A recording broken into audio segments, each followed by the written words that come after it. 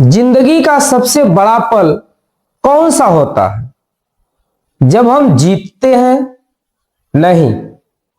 जब हम मान लेते हैं कि हमें किसी की राह देखने की जरूरत नहीं है, गुरु के चरणों में समर्पित होने की जरूरत है। गीता अध्याय 2 श्लोक 7। कार्पण्य दोषो पहत स्वभाव पृच्छामि त्वा धर्म सम्मूढ़ चेता यच्छ्रेयस्या निश्चितं ब्रूहि तन्मे शिष्यस्तेहं साधि मां त्वां प्रपन्नम। कार्पण्य दोषो पहता स्वभाव। अर्जुन यहां कहते हैं कि हे केशव, मैं कार्पण्य दोष से पीड़ित हो गया। यहां दोस्तों समझने वाली बात यह है कि कार्पण्य दोष कौन सा है। कार्पण्य दोष दोस्तों यह होता है कि जब हम अपने ही काम को करना नहीं चाहते हैं, अपने ही काम को करने से भागते हैं। यहां अर्जुन एक क्षत्रिय है और एक क्षत्रिय का धर्म होता है युद्ध क्षेत्र में डट करके युद्ध लड़ना, न कि पीठ दिखा करके भागना। तो अर्जुन यहां बहुत दुविधा की स्थिति में पड़ा है कि वह युद्ध करे या न करे।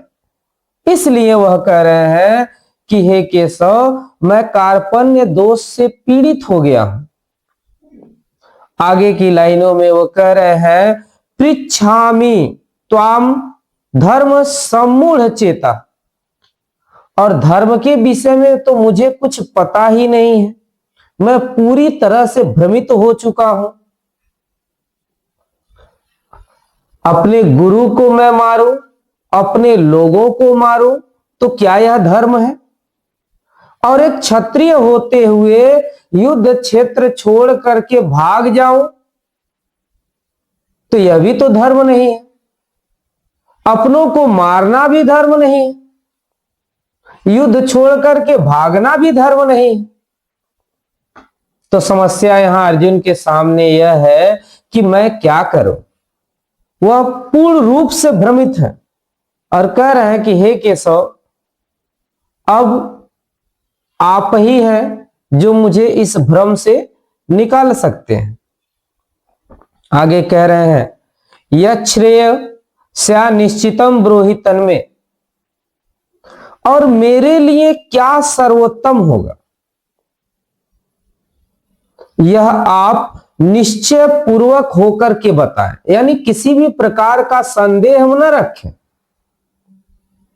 इसके पहले कि अगर श्लोकों को अगर आप देखेंगे तो कभी अर्जुन कह रहे हैं कि हे केशव, मेरा रथ ले चल के रण क्षेत्र में खड़ा करो, मैं देखना चाहूंगा कि कौन कौन युद्ध लड़ रहा है मेरे विरुद्ध।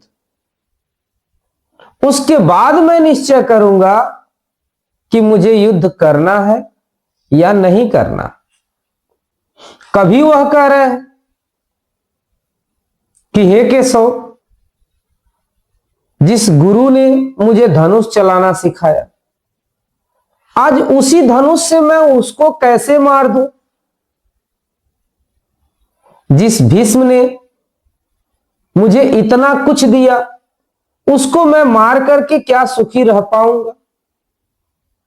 तो अगर इन लाइनों पे अगर आप ध्यान दें तो आपको कहीं यह नहीं लगेगा कि वह अर्जुन जो है वो कृष्ण से क्या ले रहे हैं, राय ले रहे हैं, या कृष्ण को अपना श्रेष्ठकर मान रहे हैं अपने से। इन श्लोकों में आपको लगेगा कि खुद अर्जुन ही समझा रहे हैं कृष्ण को। लेकिन इस बार वह कह रहे हैं कि हे केशव, आप मेरे लिए जो सर्वोत्तम है, जो अच्छा है, वह निश्चय पूर्वक होकर के बताएं।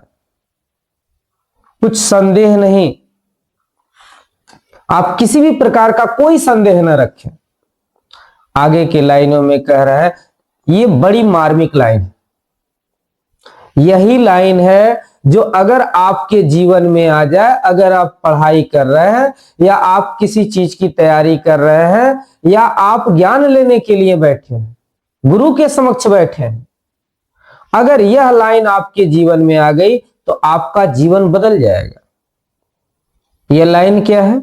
शिष्यस्तेहम साधि माम त्वाम प्रपन्नम, कि हे केशव, आज से मैं आपका शिष्य हूं। अब तक शिष्य नहीं थे, अब तक सखा थे, अब कह रहे हैं कि मैं आपका शिष्य हूं और मैं आपके शरण में हूं। आप जैसा चाहें वैसा करें, जो मेरे लिए हितकर हो। तो दोस्तों, ये बहुत बड़ी बात है कि अपने आप को पूर्ण रूप से गुरु के चरणों में समर्पित हो जाना, कि जो आप कहेंगे वो मेरे लिए हितकर होगा, उसमें मैं किंतु परंतु नहीं लगाऊंगा। मैं आपका शिष्य हूं, और अगर हम नहीं मानते हैं तो आप डांट करके, गुरु के हैसियत से डांट करके मुझसे वह कार्य को करवाइए।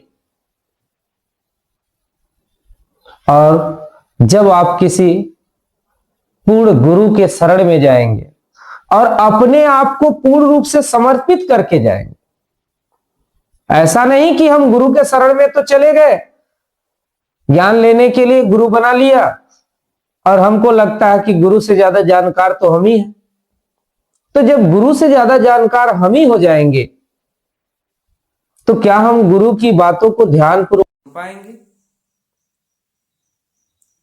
हम कभी भी ध्यानपूर्वक गुरु की बातों को सुन नहीं पाएंगे, उसको उतना वैल्यू नहीं दे पाएंगे। इसलिए जरूरी है कि जब हम गुरु के पास जाएं तो हम पूर्ण रूप से समर्पित होके जाएं, कि जो गुरु कहेंगे वही मेरे लिए श्रेष्ठकर होगा, उसमें किंतु परंतु मैं नहीं लगाऊंगा।